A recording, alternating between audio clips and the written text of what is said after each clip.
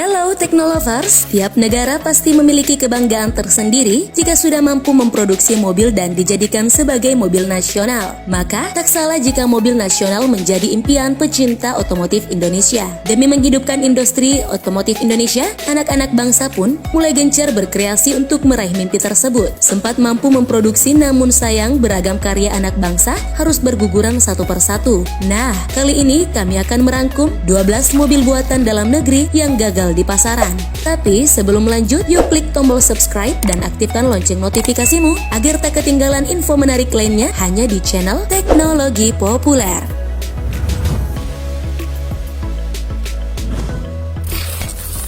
Morina. Mobil rakyat Indonesia alias Morina adalah mobil pick-up yang diproduksi oleh PT Gardmark Motor tahun 1976. Awal mula Morina saat pemerintah mengeluarkan kebijakan kendaraan bermotor niaga sederhana yang dikeluarkan guna meningkatkan investasi di bidang industri otomotif Indonesia. Sejumlah komponen seperti bodi, sasis aki, dan ban sudah dibuat dalam negeri. Namun, kelemahan Morina justru yang menjadikannya mati di pasaran. Seperti mesinnya tidak cocok untuk pekerjaan berat, cuaca tropis, belum lagi layanan purna jualnya yang buruk, sehingga kalah bertarung dengan pesaing lainnya.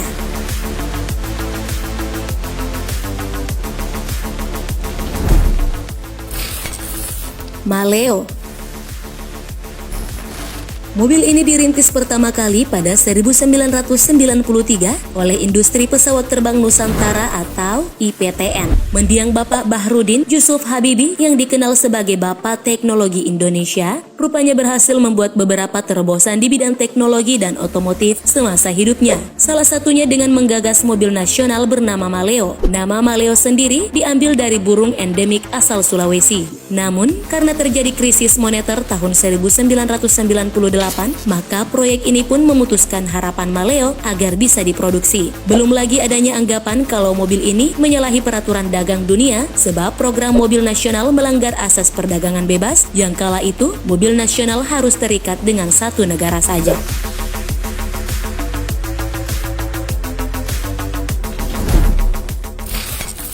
Beta 97.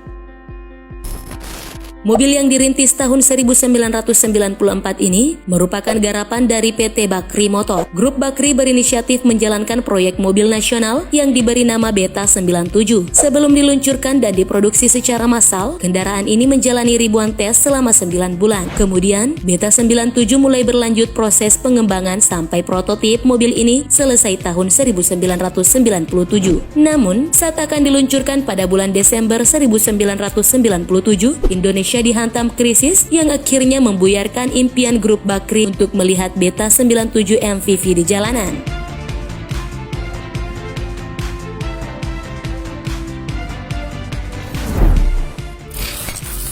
Timor. Mobil ini dirintis tahun 1996 oleh PT Timor Putra Nasional. Berawal dari dikeluarkannya Inpres nomor 2 tahun 1996, proyek tentang mobil nasional harus secepatnya diwujudkan. Pemerintah pusat pun menunjuk PT Timor Putra Nasional yang dimiliki oleh Tommy Soeharto untuk membuatnya. Nah, mobil Timor pun secara resmi diluncurkan pada 8 Juli 1996 di Jakarta. Tapi, kebijakan yang dikeluarkan pemerintah tersebut mendapat protes dari pemilik industri otomotif besar dunia seperti Jepang, Amerika Serikat, dan Eropa. Beberapa negara tersebut menggugatnya melalui Forum Organisasi Perdagangan Dunia dan Timor kalah di forum itu. Kekalahan Timor tersebut juga berbarengan dengan krisis ekonomi dan kejatuhan rezim Soeharto sehingga mobil ini harus terhenti produksinya.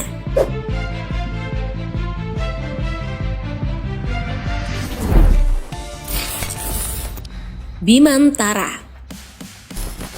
Ada juga mobil Bimantara yang muncul bersamaan dengan Timor. Mobil Bimantara diluncurkan pada tahun 1996 dan didirikan oleh PT Bimantara Mobil Timor yang dikelola oleh Bambang Trihatmojo. Juga ikut bangkrut terkena krisis ekonomi. Kedua merek yang dimiliki oleh anak-anak Presiden Soeharto rupanya saling bersaing sengit satu dengan lainnya. Namun, kecemburuan pihak Jepang yang sudah lama merintis investasi otomotif Indonesia sejak 1970-an membuatnya mengadu ke World Trade Organization. Mereka menilai keberadaan mobil nasional yang murah meriah dan bersubsidi dianggap melanggar ketentuan General Agreements on Tariff and Trade. Maka Bimantara pun langsung lenyap di peredaran.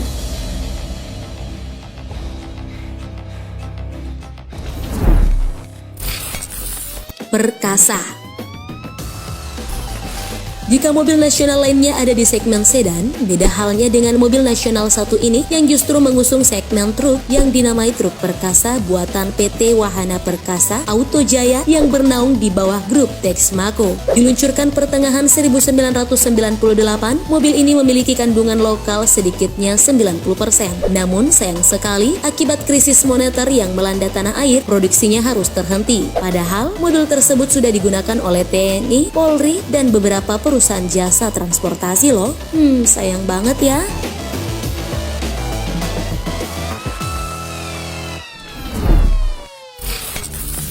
Marlip.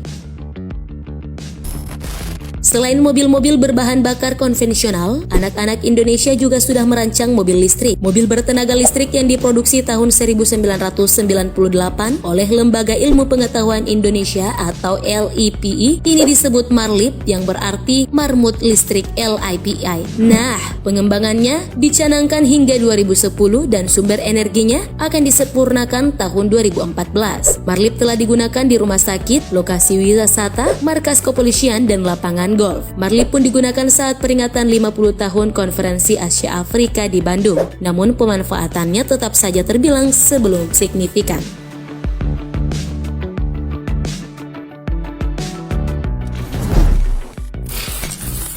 Kancil. Mobil ini dirilis pada 1999 oleh PT Karunia Abadi Niaga Citra Indah Lestari. Sempat diproduksi sekitar 125 unit, produksi mobil Kancil bertujuan untuk menggantikan Bajaj di Jakarta. Apalagi Kancil sendiri telah lulus uji kelayakan dari Kementerian Perhubungan. Namun, mobil ini hanya untuk kawasan perumahan saja, belum sampai jalan protokol. Adapun keberadaan mobil Kancil diusulkan oleh Koperasi Anggota Organda Kabupaten Bekasi untuk menjadi angkutan umum di lingkungan perumahan.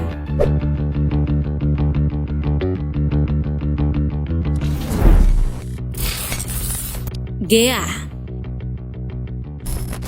Merek mobil Indonesia yang dibuat oleh PT Industri Kereta Api ini dinamai GEA yang merupakan singkatan dari Gulirkan Energi Alternatif. Sumber tenaga GEA adalah mesin Rusnas berkapasitas 640 cc yang dibuat oleh BPPT yang mampu melaju hingga 90 km per jam. Mobil ini terus mengalami pengembangan, terutama menyangkut sisi teknologi. Untuk mengejar kadar emisi gas buang minimum Euro 2 di Indonesia, GEA menerapkan teknologi electronic fuel injection di pertengahan tahun 2010. Mesin ini sukses dalam uji ketahanan dan mampu beroperasi selama 100 jam non-stop.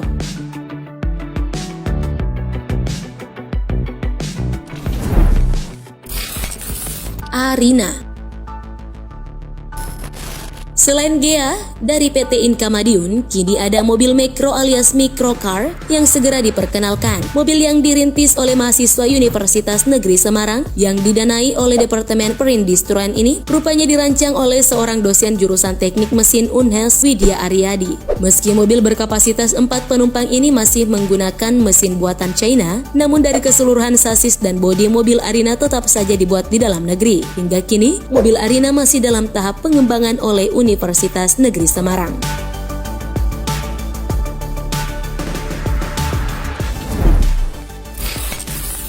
Tawon.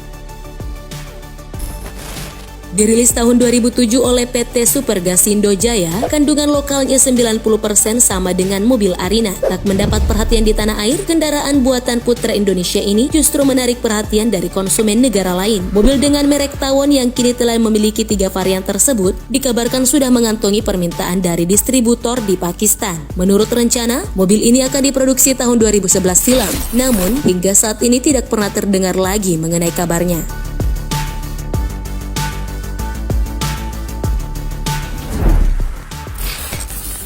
SMK. Beban berat kini disandang oleh SMK yang digadang-gadang akan menjadi mobil nasional tanah air. Mobil ini diproduksi tahun 2009 oleh SMK Negeri 1 Singosari dan menggunakan 60% komponen lokal dan saat ini sedang mengerjakan perakitan sebanyak 12 unit mobil SMK Raja Wali kabin ganda. Nah, dalam perjalanannya, SMK melibatkan sekolah-sekolah menengah kejuruan Indonesia, termasuk SMK Negeri 2 Surakarta yang saat ini sedang melejit karena mobil Kiat SMK yang dijadikan mobil dinas oleh Wali Kota Surakarta kala itu, Bapak Joko Widodo. SMK sempat dipamerkan dipamerkan di Jakarta pada 2010 dan mendapat banyak apresiasi dari pejabat tinggi. Namun hingga kini, entah mengapa SMK Dikdaya tidak dikembangkan lebih lanjut. Padahal, Indonesia setidaknya punya satu harapan untuk membuat mobil nasional lewat SMK. Gimana nih Teknolovers?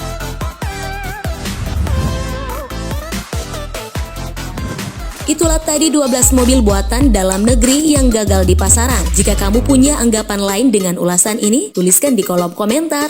Oke deh, sebelum video berakhir, jangan lupa like and share video ini ya. Thank you for watching and bye!